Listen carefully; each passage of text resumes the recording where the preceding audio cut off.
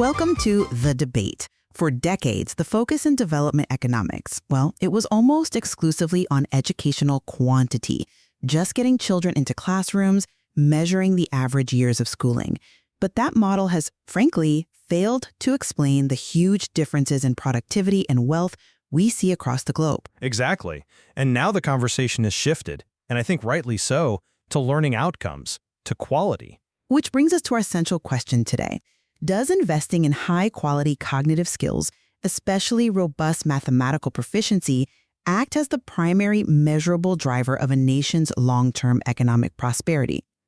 I'm going to argue that the empirical link between student achievement scores and GDP growth is so strong that yes, these skills are the non-negotiable foundation for creating wealth. And I see why you think that, but I'm going to offer a different perspective. While I absolutely agree there's a strong correlation between deep learning and economic success, the idea that educational quality, measured by test scores alone, is the primary driver, well, it ignores a crucial step. I'll contend that the economic value of those skills is fundamentally conditional. They only truly boost national prosperity when they exist within efficient, well-governed institutional structures. Quality is necessary, absolutely, but it is not sufficient. Well, let's start there. The historical focus on just, accumulating years of schooling has proven to be pretty ineffective for driving growth. And that's often because a lot of that time was just spent in low-quality systems. The real driver, and researchers like Hanishek and Wozeman have shown this powerfully, is the quality of the education, what students actually learn, particularly in core quantitative and scientific reasoning. Right. Time in a seat doesn't equal learning. Not at all. And the data supporting this is not just suggestive, it's robust. You look at the studies that compare international achievement tests, and they show that an increase of just one standard deviation in student scores is statistically associated with an average annual GDP per capita growth rate that is 2 percentage points higher. And that's over a 40-year period. And that 2% figure, that's a revolutionary difference when you compound it. It is. It's the difference between modest growth and completely transforming a national economy. This is the answer to the student who asks, when will I ever use this? Mathematical and scientific literacy directly fuels the high-value sectors: AI, complex engineering, data science, finance. These are the engines of a modern, wealthy society. The returns on these cognitive skills are strong and consistent, pretty much across the board. That's a compelling argument, I agree. Especially when you look at those macroeconomic aggregates, that 2% difference is undeniable. But I would frame the relationship a bit differently. The correlation is strong, yes, but we have to constantly question the underlying assumption that improved test scores alone will guarantee that success, or that they automatically translate into a public good. So you're saying the skills don't matter if the system is broken? In a way, yes. Academic research consistently shows that the positive impact of educational quality is significantly amplified, and in some cases, it's only really realized in countries that already have a strong institutional framework. Think open market economies, stable rule of law. If your institutions are weak or, riddled with corruption, those highly analytical cognitive skills we're talking about, they might just be applied to socially unproductive activities. Say, mastering complex regulatory loopholes or designing sophisticated tax evasion schemes, instead of generating public wealth.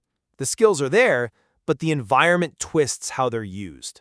And your point about time spent in a low-quality system being economically inert is well taken. Raw years of schooling become statistically insignificant once you factor in quality. But the reverse is also true. High-quality learning requires a functional society to actually have that macroeconomic effect. We shouldn't confuse potential with guaranteed output. But the economic impact isn't just some abstract macro correlation. It's concrete. It's quantifiable at the individual level, which allows policymakers to treat these investments as powerful fiscal tools. We can translate these learning gains into metrics that non-specialists can actually understand, like equivalent years of schooling, or EYOS, or even more powerfully, the net present value, the NPV, of increased lifetime earnings.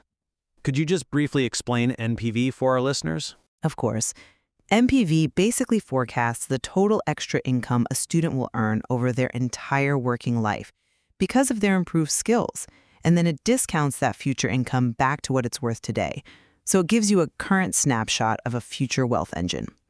For example, a decentralized schooling intervention in Brazil, one that improved Portuguese proficiency by just under a third of a standard deviation, yielded a potential MPV of almost 24,000 US dollars in increased lifetime wages per student.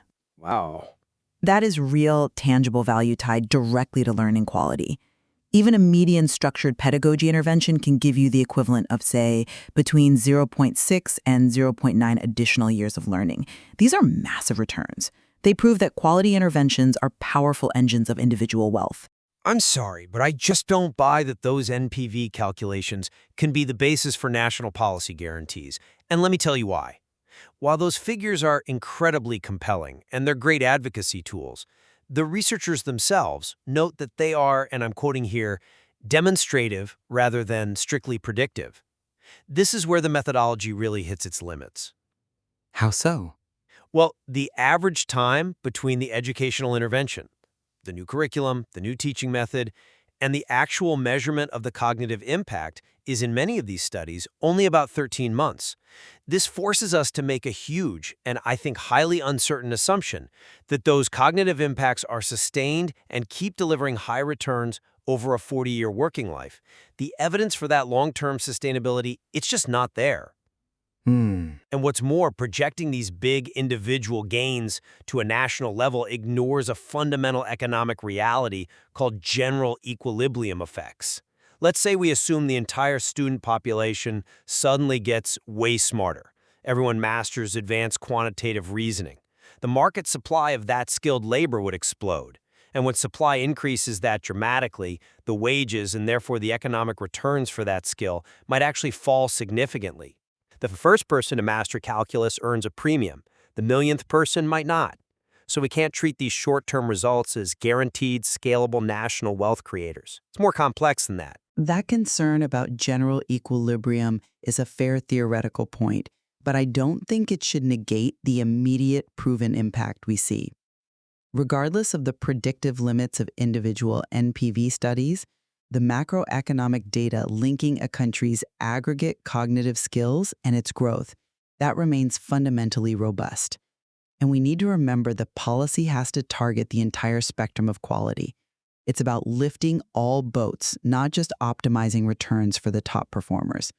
Empirical work shows that both basic foundational literacy, say around a 400 score on international tests, and top-level performance, maybe a 600 score, they both have separately identifiable positive effects on growth. So both ends of the spectrum matter. Both ends. And the crisis in many developing nations is profound. In places like Ghana, South Africa, and Brazil, only 5 to 8% of a cohort actually reaches that basic literacy benchmark. They might finish lower secondary school, but they still can't pass a low threshold of basic cognitive skills. Closing this educational quality deficit, getting fundamental mathematical and reading knowledge to the vast majority, that's the single most direct path to boosting national wealth. That's a powerful argument for foundational skills, but it brings us right back to the volatility and the reliability of these measures. I mean, have you considered the recent PISA data trends? PISA tests 15-year-olds on their ability to apply reasoning to real-world problems. The 2022 results showed an alarming, record decline in mathematics performance across the OECD, an average fall of 15 points. That was a shock, yes. It was a massive shock, and it shows that long-term economic planning can't just rely on the upward trajectory of score rankings. If the learning foundation is so fragile that global averages can plummet that quickly, say, due to a global shock like the pandemic, we need resilient institutions to manage that economic volatility. A country with strong institutions can recover faster. Furthermore, we have to talk about the equity implications here. In many high-scoring systems where students are tracked into different curricular programs at a younger age, you often see a stronger link between a student's socioeconomic background and their performance. That kind of structural inequality undercuts the goal of social mobility, which is itself a key driver of sustainable prosperity. But the existence of these high returns proves that effective and often highly cost-effective interventions exist. If the binding constraint were purely institutional, then these targeted pedagogical improvements wouldn't yield such spectacular, measurable results. They'd just be swallowed by a dysfunctional system.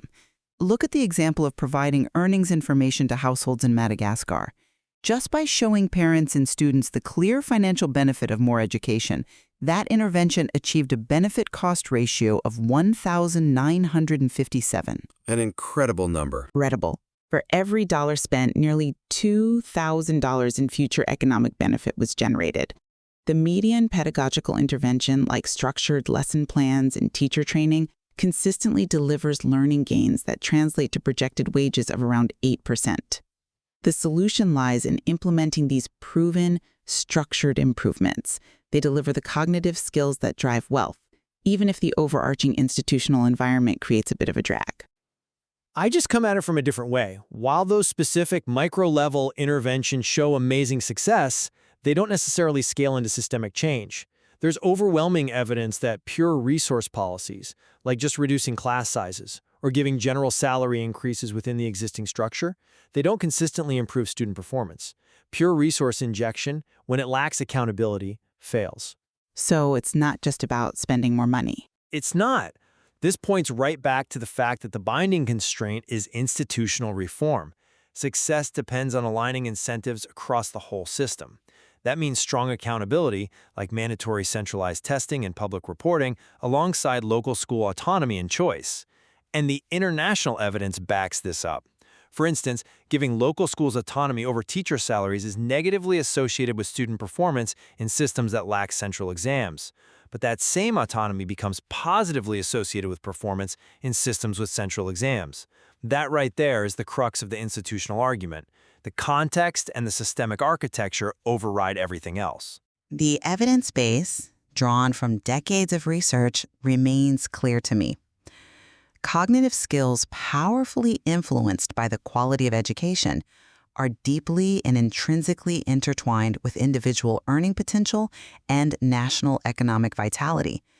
And while there are genuine challenges, the massive potential in PV and the strong statistical link between achievement and growth, they provide a mandate that policy must aggressively prioritize and fund effective learning quality. We fundamentally agree that what people know, and crucially, how they apply that knowledge, matters profoundly. However, the path from student learning to guaranteed national wealth requires, I believe, a lot of caution and a systemic approach. The focus should shift from simply chasing higher international test scores or pouring in untargeted resources to fundamentally altering institutions. We need to create sustainable incentives, built-in accountability, and a complementary economic environment that allows those acquired skills to translate reliably into long-term productivity and wealth. We have certainly demonstrated that the question of whether superior mathematical learning translates to societal wealth involves evaluating not just the massive potential returns, but also the very complex reality of sustaining those gains and embedding them within a supportive and efficient institutional structure. Indeed, and there remains so much more to explore in how different nations navigate this intricate balance between achieving high-quality learning outcomes and ensuring the systems exist to fully capitalize on them without, as you said, creating new social inequities.